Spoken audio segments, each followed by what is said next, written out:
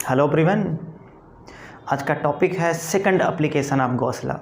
Dear student, मैंने first application of घोंसला का वीडियो बना रखा है, आप उसको टिल एंड वॉच करिए, अपने कंसेप्ट को परफेक्ट बनाइए। आज की क्लास सुपर से भी ऊपर होने वाली है, बिल्कुल आपके अंदर फीलिंग क्रिएट होने वाला है कि सेकंड एप्लीकेशन ऑफ घोंसला क्या है। सेकंड एप्लीकेशन ऑफ घोंसला में हम आपको बताने वाले हैं कि अगर कोई infinitely long charge plane sheet है तब उसकी वजह से बाहर इलेक्ट्रिक फील्ड की वैल्यू क्या होगी। ये टॉपिक बेहद इंपॉर्टेंट है आपके लिए, बोर्ड एग्ज़ाम के पॉइंट ऑफ व्यू से बहुत ज़्यादा इंपॉर्टेंट है। तो स्टार्ट करता हूँ।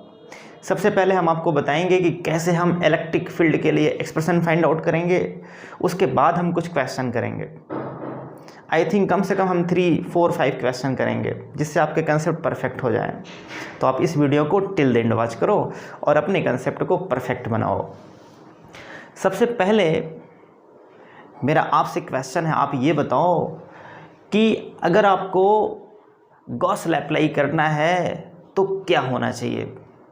गॉस लॉ अप्लाई करने की नेसेसरी कंडीशन क्या है। तो आपका आंसर होगा कि जिस बॉडी के लिए हम गॉस लॉ अप्लाई करते हैं वो बॉडी हमेशा क्लोज बॉडी होनी चाहिए। अगर कहीं पे चार्ज का डिस्ट्रीब्यूशन है तो सबसे पहले हम उस चार्ज को क्लोज करते हैं। कैसे क्लोज करते हैं? तो आंसर है गॉसियन सरफेस एज्यूम करके हम उस चार्ज को क्लोज करते हैं।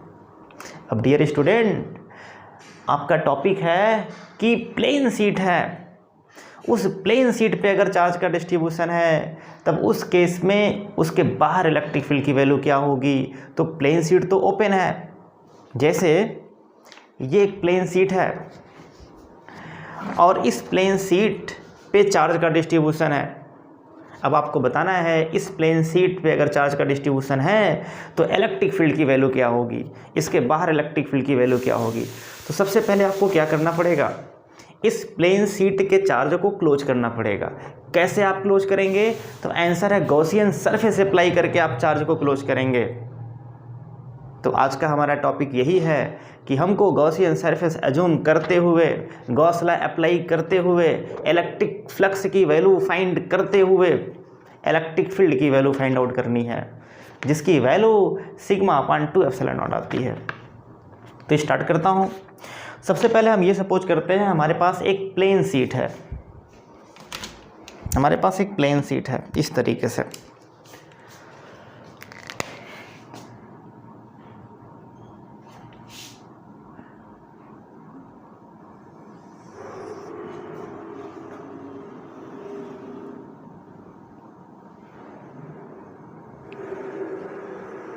ये एक प्लेन शीट है,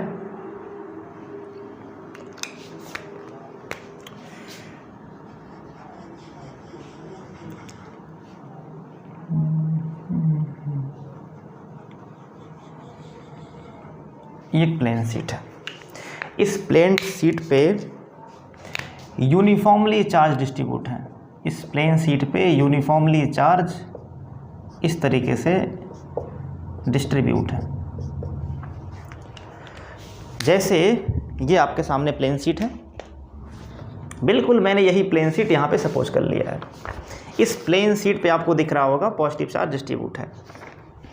अब आपको क्या निकालना है? तो आंसर है इलेक्ट्रिक फील्ड। इसकी वजह से इलेक्ट्रिक फील्ड आपको बताना है कि इलेक्ट्रिक फील्ड कितना क्रिएट करेगा, इलेक्ट्रिक फील्ड की वैल्यू क्या होगी, उसके लिए एक्सप्रेशन आप कैसे निकालोगे। तो मैंने मान लिया डियर स्टूडेंट कि इस शीट से एक पॉइंट P है, यहाँ पे मैंने मान लिया एक पॉइंट P है जहाँ पे आपको इलेक्ट्रिक फील्ड निकालना है। इस शीट से R सेपरेशन पे एक पॉइंट P है, इसको आप R मान सकते हो, इसको आप R एज्यूम कर सकते हो।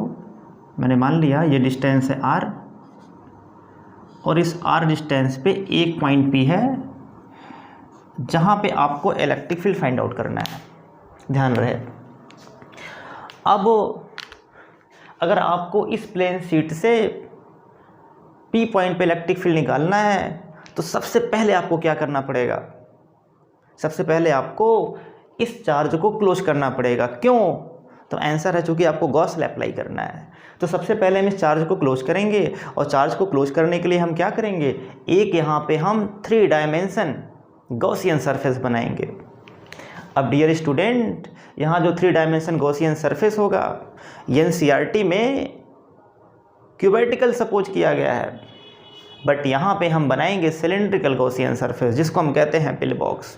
उसके पहले मैं आपको बताना चाहता हूँ, जो चार्ज यहाँ पे डिस्ट्रीब्यूट है, इस चार्ज की जो सरफेस चार्ज डेंसिटी है ये सिग्मा है।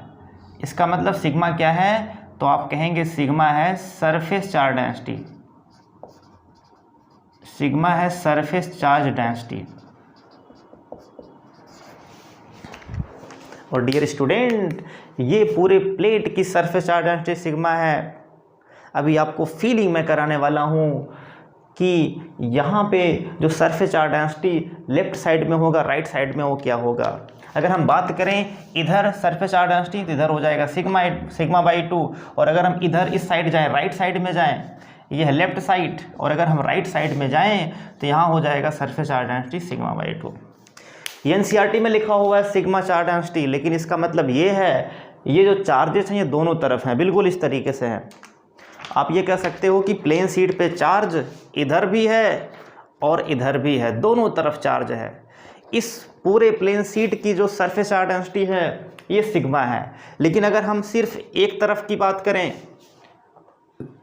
तो आप कहेंगे सिग्मा/2। अगर हम इधर बात करें तो आप कहेंगे सिग्मा/2। मैंने सर्कल बना करके लिखा हुआ है सिग्मा/2, आपको दिख रहा होगा। This is the plane sheet.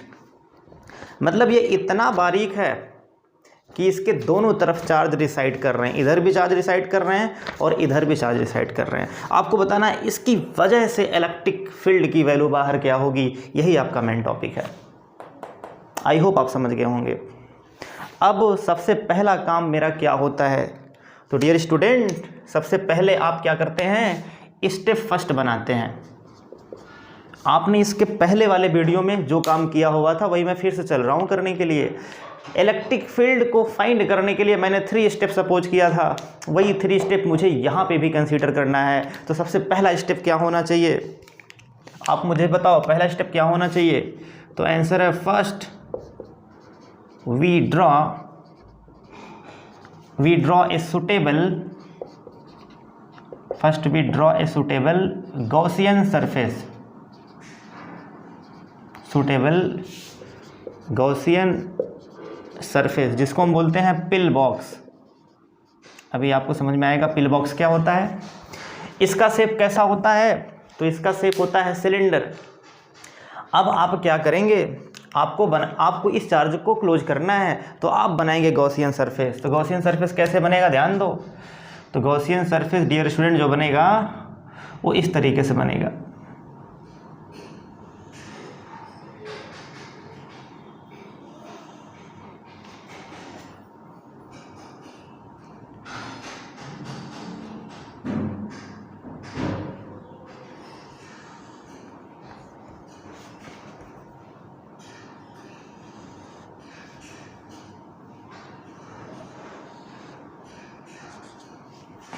ये बनेगा गॉसियन सरफेस।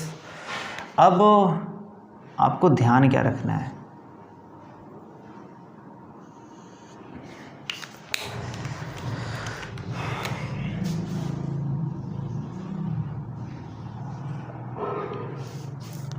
डियर स्टूडेंट, आपने ये बनाया गॉसियन सरफेस, आपको दिख रहा होगा।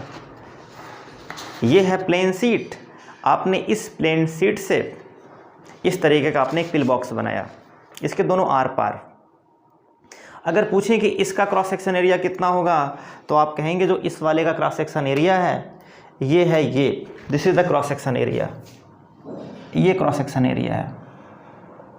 ऐसे पूछें कि इधर वाले का क्रॉस सेक्शन एरिया क्या होगा, तो आप कहेंगे ये है क्रॉस सेक्शन एरिया, यूं। और इसका जो बीच वाला पोर्शन जो कट कर रहा है ये इसका भी कितना होगा क्रॉस सेक्शन एरिया, तो आप कहेंगे इसका भी जो क्रॉस सेक्शन एरिया है ये भी हो जाएगा ए, दिस इज द ए। कहने का मतलब इन तीनों का क्रॉस सेक्शन एरिया इक्वल है। आई होप आप समझ गए होंगे। तो सबसे पहले आपने क्या किया, आपने एक सिलेंड्रिकल सरफेस गॉसियन सरफेस बनाया, इसको हम कहते हैं गॉसियन सरफेस। मैं यहाँ पे लिख दे रहा हूँ, यह है गॉसियन सरफेस, ये गॉसियन सरफेस। स्टूडेंट इसको समझ नहीं पाते हैं, फील नहीं कर पाते हैं, लेकिन आज के बाद आपकी सारी प्रॉब्लम ख़त्म हो जाएगी।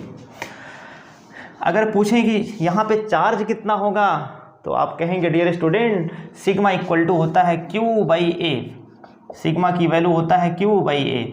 तो चार्ज यहाँ पे कितना हो जाएगा, तो यहाँ जो चार्ज होगा ये हो जाएगा Q बराबर sigma into A, this is the charge, sigma into A ये चार्ज है। यहाँ पे जो चार्ज रिसाइड कर रहा है ये सिग्मा इंटू ए है।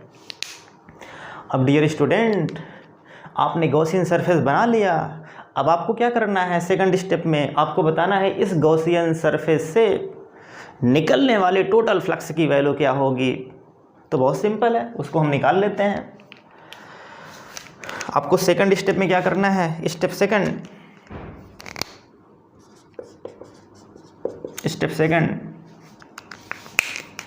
Find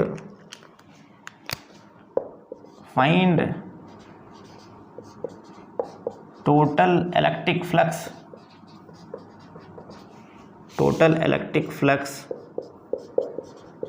through a Gaussian surface.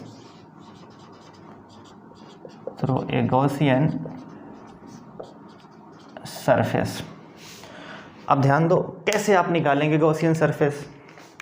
Dear student अगर हम आपसे पूछें कि आप बताओ जो ये वाला पोर्शन है इस वाले पोर्शन का एरिया वेक्टर किधर होगा, जैसे जो ये है इस वाले क्रॉस सेक्शन का एरिया किधर होगा, तो आप कहेंगे इसका इधर होगा क्रॉस सेक्शन एरिया। ऐसे इस वाले का किधर होगा, तो आप कहेंगे इसका इधर होगा। तो सिंपल सी बात है, अगर हम यहाँ पे सपोज करें क्रॉस सेक्शन एरिया, तो आप कहेंगे इसका जो एरिया वेक्टर होगा इधर होगा, ये हो जाएगा वेक्टर ए। और यहाँ पे चार्ज इनक्लोज्ड है, तो यहाँ से निकलने वाली इलेक्ट्रिक फील्ड लाइन कैसे होगी, तो आप कहेंगे सेम डायरेक्शन में इलेक्ट्रिक फील्ड लाइन होगा, इधर ही इलेक्ट्रिक फील्ड लाइन भी होगा। इसका मतलब थीटा बराबर यहाँ पे कितना मिलेगा आपको, 0। इलेक्ट्रिक फील्ड और एरिया वेक्टर दोनों सेम डायरेक्शन में है, थीटा 0 मिल जाएगा। यहाँ पे आप फ्लक्स आराम से निकाल सकते हैं। अगर आपने मान लिया कि ये राइट पोर्शन है और ये लेफ्ट पोर्शन है, तो लेफ्ट वाले पोर्शन पे क्या आएगा, राइट वाले पोर्शन पे जो आपको मिलेगा वो कितना मिलेगा, तो आंसर है EA cos 0। ऐसे राइट वाले पोर्शन पे, जब लेफ्ट वाले पोर्शन पे आएंगे तो क्या होगा, तो डियर स्टूडेंट आप अगेन सपोज करेंगे एरिया वेक्टर, तो आप कहेंगे सेम केस यहाँ पे भी अप्लाई हो जाएगा, ये हो जाएगा एरिया वेक्टर ऐसे वेक्टर ए, और इसी डायरेक्शन में होगा इलेक्ट्रिक फील्ड, सेम डायरेक्शन में होगा इलेक्ट्रिक फील्ड वेक्टर ई। इसका मतलब यहाँ पे भी थीटा बराबर 0 होगा। तो लेफ्ट और राइट पे निकलने वाले फ्लक्स की वैल्यू सेम आएगी, कितना आएगा, तो आंसर है EA cos 0 मीन्स EA आएगा। आई होप आप समझ गए होंगे। ऐसे अगर हम सपोज करें जो ये कर्व वाला पोर्शन है, इस कर्व वाले पोर्शन से निकलने वाले फ्लक्स का मान कितना होगा, तो आप कहीं पे भी सपोज करोगे हमेशा हर जगह एंगल 90 बनेगा, हर जगह एरिया वेक्टर 90 एंगल बनाएगा इलेक्ट्रिक फील्ड से। इसका मतलब आप कहीं पे अगर सपोज करोगे तो ये हो जाएगा डियर स्टूडेंट एरिया वेक्टर, और इधर है इलेक्ट्रिक फील्ड, तो एंगल कितना हो जाएगा 90। इसका मतलब जो ये कर्व वाला पोर्शन है, इस कर्व वाले पोर्शन पे फ्लक्स का मान 0 हो जाएगा। आई होप आप समझ गए होंगे। आपको बताना है टोटल फ्लक्स की वैल्यू क्या होगी, तो यहाँ पे 3 ऐसे सरफेस हैं जो फ्लक्स क्रिएट कर रहे हैं, 2 सरफेस क्रिएट कर रहे हैं, एक नहीं कर रहा है, तो तीनों को हम ऐड कर देंगे, नेट फ्लक्स मिल जाएगा। इसका मतलब अगर हम यहाँ पे फाई टोटल की बात करें, फाई टी की बात करें, तो आप कहेंगे फाई सी, या फिर फाई पहले लिखते हैं left plus phi right plus phi C. अब फाई एल की वैल्यू कितनी होगी, तो आप कहेंगे इंटीग्रेशन EA cos 0, या आप लिखेंगे EDA cos 0 अगेन प्लस ये लेफ्ट के लिए है, राइट के लिए क्या होगा, तो आप कहेंगे EDA cos 0, और थर्ड के लिए कर्व के लिए हो जाएगा EDA cos 90। तो ये हो जाएगा e, और यहाँ पे इंटीग्रेशन dA कर देंगे प्लस e इंटीग्रेशन dA करेंगे और यहाँ पे हो जाएगा 0। और आपको पता है इस पूरे का जो एरिया होगा वो a के बराबर है, आपने पहले जूम किया हुआ है। इसका मतलब ये हो जाएगा EA और प्लस EA। क्यों? चूँकि इंटीग्रेशन जो dA है ये a के बराबर है। ये आपने लेट किया हुआ है, स्टार्टिंग में आपने लेट किया हुआ है। इसका मतलब आपको मिल गया 2EA किसकी वैल्यू? तो आंसर है phi t की वैल्यू मिल गई। बड़ी आसानी से आपने निकाल लिया। इलेक्ट्रिक फ्लक्स की वैल्यू इस पिल बॉक्स की वजह से क्या होगा? इसको हम कहते हैं पिल बॉक्स गॉसियन सरफेस को। इसका नाम है पिल बॉक्स, जो सिलेंड्रिकल इन शेप है, जो सिलेंड्रिकल इन शेप है, छोटा सा सिलेंडर है ये, इसलिए इसको हम बोलते हैं पिल बॉक्स। अब डियर स्टूडेंट, आपको थर्ड स्टेप में क्या करना है? गॉस लॉ अप्लाई करना है, और गॉस लॉ अप्लाई करके इलेक्ट्रिक फील्ड फाइंड कर लेनी है। तो ध्यान रहे स्टेप थर्ड में क्या करना है। हाँ, यहाँ पे कर रहा हूँ, यहाँ पे स्टेप थर्ड, स्टेप थर्ड क्या करना है मुझे? गॉस लॉ अप्लाई करना है। लिखेंगे अप्लाई गॉस लॉ।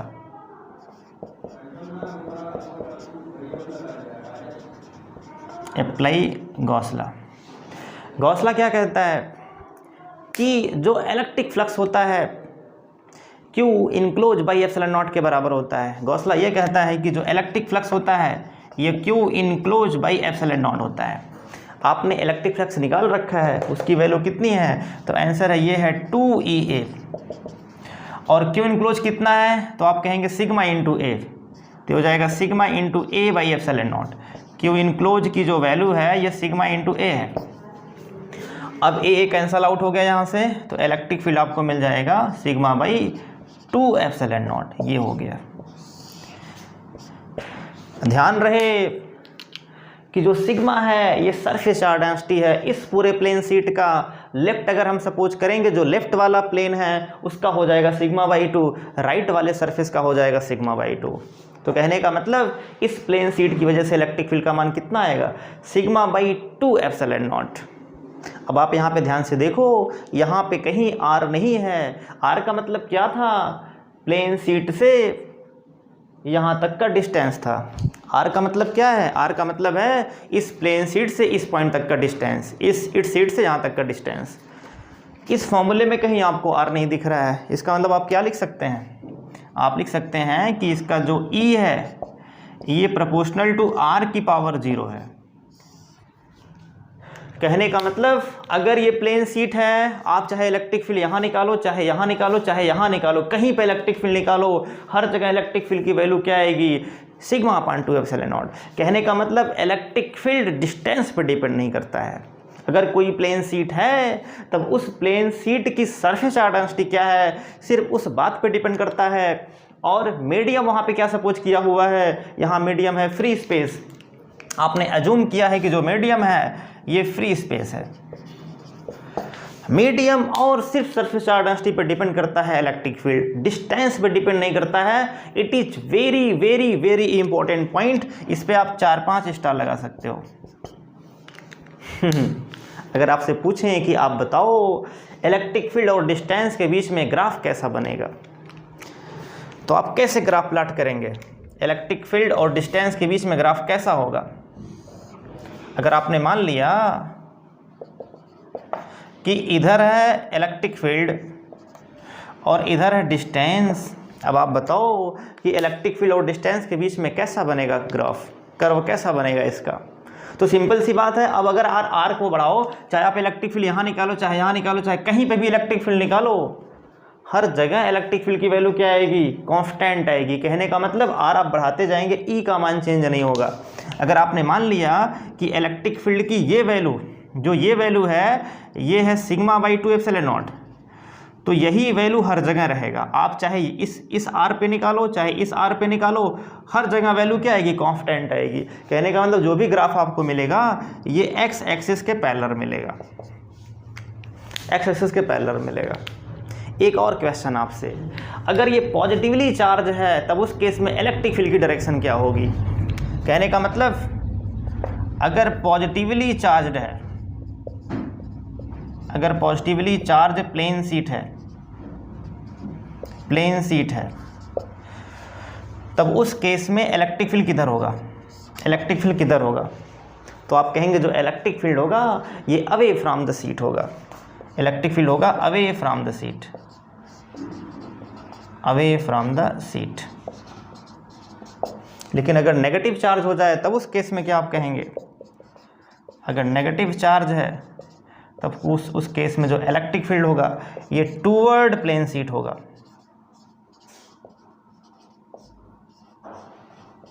ये आपको ध्यान रखना है। कहने का मतलब ये आपको मैंने बहुत पहले बताया था कि अगर पॉजिटिव चार्ज है तो उस केस में इलेक्ट्रिक फील्ड प्लस से दूर की तरफ होता है, अगर नेगेटिव चार्ज है तो इलेक्ट्रिक फील्ड नेगेटिव की तरफ होता है। तो ये है मेन कंसेप्ट इलेक्ट्रिक फील्ड किसी प्लेन सीट की वजह से निकालने का। आई होप आपके फंडे क्लियर हो गए होंगे। सबसे इम्पोर्टेंट है ये फॉर्मूला जो आपको याद रखना है कि जब हम इलेक्ट्रिक फील्ड किसी प्लेन सीट की वजह से निकालते हैं तब उस केस में कितना आता है वैल्यू, तो आप कहेंगे सिग्मा अपान 2 एप्सिलॉन नॉट होता है। यहाँ पे सिग्मा क्या है? तो आंसर है surface charge density. Epsilon not क्या है? Permittivity, electrical permittivity of free space. I hope आप समझ गए होंगे, आपका फंडा क्लियर हो गया होगा। अब हम चल रहे हैं क्वेश्चन करने के लिए।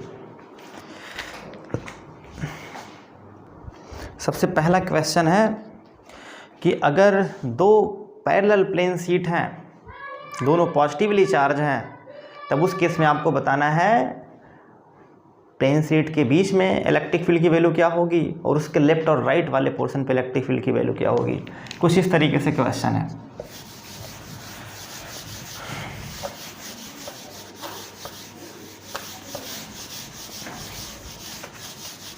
आपके पास दो प्लेन सीट है, अगर आप ये क्वेश्चन कर लेंगे तो आपके फंडे और क्लियर हो जाएंगे।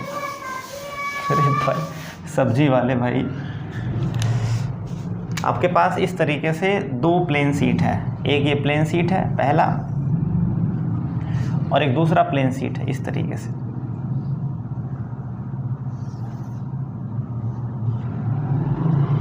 ये दोनों प्लेन सीट पॉजिटिवली चार्ज हैं और इसका जो सरफेस चार्ज डेंसिटी है ये क्वेश्चन में गिवन है। इसका जो सरफेस चार्ज डेंसिटी है इसका है सिग्मा 1 प्लस सिग्मा 1, इसका है प्लस सिग्मा 1, इसका भी है प्लस सिग्मा 2, और ये प्लेन सीट 1 है और ये प्लेन सीट 2 है। 3 पॉइंट्स यहाँ पे गिवन है। सबसे पहला पॉइंट यहाँ पे है, दूसरा पॉइंट इसके बीच में है और तीसरा पॉइंट इससे बाहर है।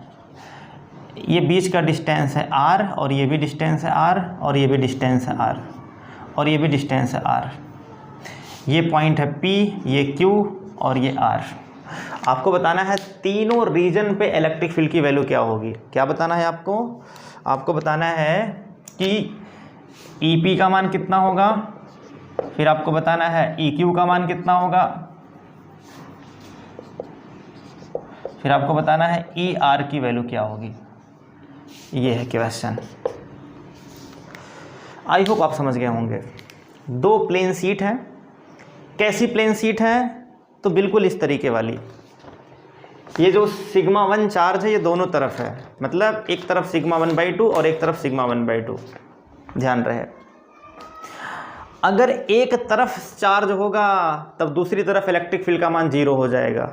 ये चीज़ मैं आपको आगे सिखाने वाला हूँ। जब मैं न्यूमेरिकल करूँगा तब उस केस में आपको बताएंगे कि कैसे हो रहा है ये। तो आप जान लो कि अगर यहाँ पे भी इलेक्ट्रिक फील्ड इसकी वजह से है, इसका मतलब चार्ज इसके पीछे वाले पे भी है, आगे वाले पे भी है।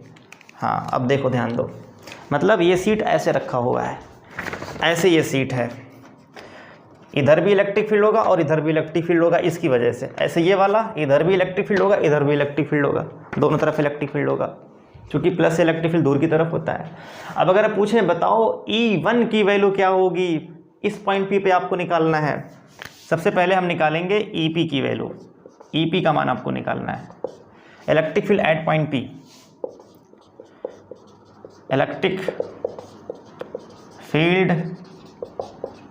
एट पॉइंट P, सबसे पहले हम ये निकालेंगे। तो आप बताओ कितने सीट है यहाँ पे? तो आंसर है 2 प्लेन सीट है। पहले वाली की वजह से इलेक्ट्रिक फील्ड यहाँ पे किधर होगी? तो आंसर है प्लस से दूर की तरफ। तो मैंने मान लिया कि जो इलेक्ट्रिक फील्ड पहले वाले की वजह से है ये है यूँ, इस तरीके से है, और इसकी वैल्यू ये E1 है, और E1 की वैल्यू क्या होगी, तो आपका आंसर होगा sigma 1 divide by 2 epsilon not. ये E1 की वैल्यू है, फर्स्ट वाले की वजह से है, क्योंकि R पे डिपेंड नहीं करता है। ये सेकंड वाला जो प्लेन शीट है इसकी वजह से यहाँ पे क्या होगा इलेक्ट्रिक फील्ड, तो आप कहेंगे सेम डायरेक्शन में होगा, इससे भी दूर की तरफ होगा, और इसकी वैल्यू हो जाएगी E2 बराबर sigma 2 divide by 2 epsilon not, sigma 2 divide by 2 epsilon not.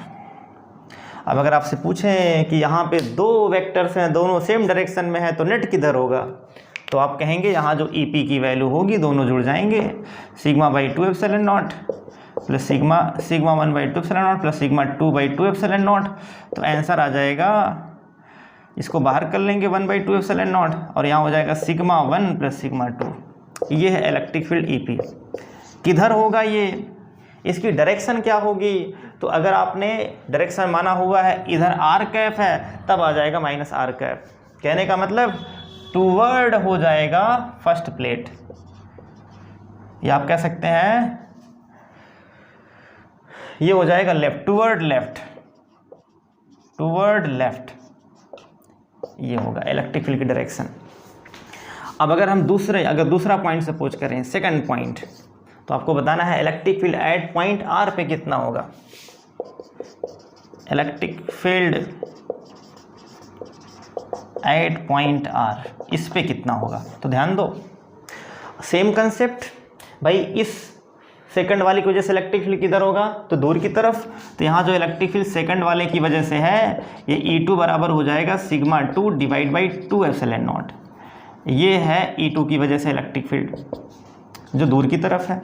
ऐसे फर्स्ट वाला है, इससे भी इलेक्ट्रिक फील्ड हो जाएगा दूर की तरफ, जिसको हम बोलेंगे E1 equal to sigma 1 divide by 2 epsilon naught. Same concept, दोनों सेम डायरेक्शन में, थीटा 0 हो जाएगा, जुड़ जाएंगे सीधे सीधे। EQ बराबर कितना आएगा, पहले मैग्नीट्यूड निकालते हैं, तो हो जाएगा 1 divide by 2 epsilon naught. Same answer आएगा सिग्मा 1 प्लस सिग्मा 2। किधर आएगा ये, तो आप कहेंगे toward right, toward right, right की तरफ आएगा ये। तीसरा point, electric field at point Q, electric field at point Q पे क्या होगा। ध्यान रहे Q इसके बीच में है। अब इस फर्स्ट वाले की वजह से इलेक्ट्रिक फील्ड किधर होगा, तो आप कहेंगे फर्स्ट वाले की वजह से दूर की तरफ होगा, ये ऐसे हो जाएगा। और जो ये सेकंड वाला है, इससे किधर होगा इलेक्ट्रिक फील्ड, इससे दूर की तरफ होगा, सेकंड वाले से दूर की तरफ, इधर एंटी पैरेलल हो जाएगा, मतलब ये E1 है और ये E2 है। अब अगर पूछें कि बताओ EQ की वैल्यू क्या होगी, तो आप कहेंगे E1 माइनस E2 होगा। और अगर आपने सपोज कर लिया कि सिग्मा 1 की वैल्यू सिग्मा 2 से ज़्यादा है, तब उस केस में यहाँ लिखेंगे हम sigma 1 divide by 2 epsilon naught और minus sigma 2 divide by 2 epsilon naught. इसको सॉल्व करेंगे, यहाँ से कॉमन हो जाएगा 1/2 एप्सिलॉन नॉट, बचेगा सिग्मा 1 माइनस सिग्मा 2। किधर आएगा ये, तो आप कहेंगे टूवर्ड किसका ज़्यादा है, सिग्मा 1 का, तो toward first plate, toward first plate, ये आंसर हो जाएगा। आई होप आप समझ गए होंगे। डियर स्टूडेंट, बहुत सिंपल क्वेश्चन है, लेकिन आप फील करो कैसे करते हैं।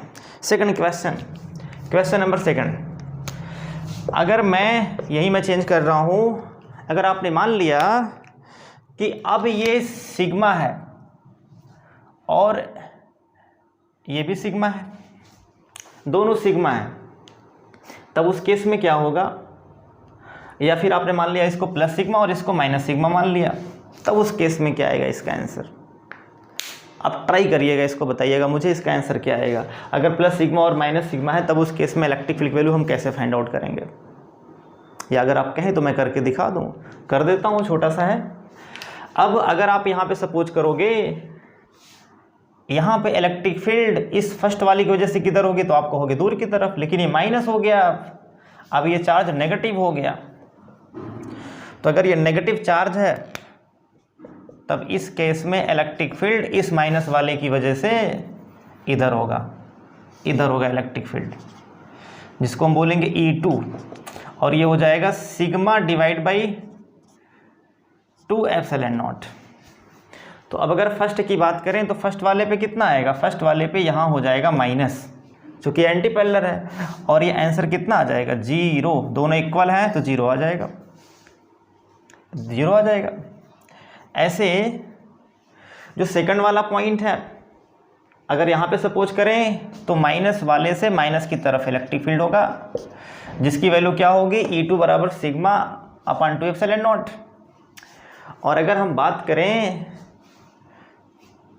फर्स्ट वाले प्लेट से दूर की तरफ होगा, जिसको बोलेंगे सिग्मा अपान, ये भी एंटी पैरेलल है, तो एंटी पैरेलल होगा तो इसका भी आंसर कितना आएगा, तो इसका भी आंसर आ जाएगा 0, और ये आ जाएगा 0। कहने का मतलब बिल्कुल उल्टा केस हो गया। जो आपको इसके पहले मिला था उसका जस्ट उल्टा। इसके पहले आपको यहाँ इलेक्ट्रिक फील्ड का मान मिला था, यहाँ मिला था, बट इस बार यहाँ और यहाँ 0 हो गया। अब अंदर कितना होगा, तो अंदर प्लस से दूर की तरफ, माइनस से माइनस की ओर, माइनस से माइनस की ओर। अब ये दोनों जुड़ जाएंगे, दोनों जुड़ जाएंगे तो आंसर कितना आएगा आपको, आंसर जो मिलेगा वो आ जाएगा सिग्मा अपान एप्सिलॉन नॉट। कितना मिलेगा आपको आंसर, तो आंसर मिल जाएगा सिग्मा अपान एप्सिलॉन नॉट। ये हो जाएगा आंसर। बहुत सिंपल क्वेश्चन था, आई होप आप समझ गए होंगे। तो 2 क्वेश्चन हो गया। तीसरा आपका होमवर्क है, यहाँ पे आप सिग्मा 1 और यहाँ पे आप सिग्मा 2 करके इसको सॉल्व करिएगा। नेक्स्ट क्वेश्चन करते हैं, और ये लास्ट क्वेश्चन रहेगा, काफ़ी इम्पोर्टेंट है। अगर आप इसको सीख गए तो समझ लो कि पूरा फंडा इस टॉपिक का क्लियर हो जाएगा। हाँ, अब अगर मैंने सपोज किया कि थ्री प्लेट्स हैं, इस तरीके से मैंने मान लिया कि 3 प्लेट्स हैं, ये पहली प्लेट और ये दूसरी प्लेट और ये तीसरी प्लेट, 3 प्लेट है यहाँ पे। इस पे पॉजिटिव चार्ज है और इस पे नेगेटिव चार्ज है, इस पे पॉजिटिव चार्ज है। मुझे नहीं आपको बताना है, first plate, second plate, third plate, हर जगह सरफेस चार्ज डेंसिटी, यहाँ पे सिग्मा और यहाँ पे प्लस सिग्मा, 2 जगह प्लस 1 जगह माइनस। आपको बताना है पॉइंट यहाँ पे है P और यहाँ पे है पॉइंट Q और यहाँ पे है R और यहाँ पे है S। डिस्टेंस पर डिपेंड नहीं करेगा, तो कहीं पे आप मान लो, चाहे पास में हो चाहे दूर हो, कहीं पे भी हो। अब अगर पूछे कि बताओ हर जगह इलेक्ट्रिक फील्ड की वैल्यू क्या होगी,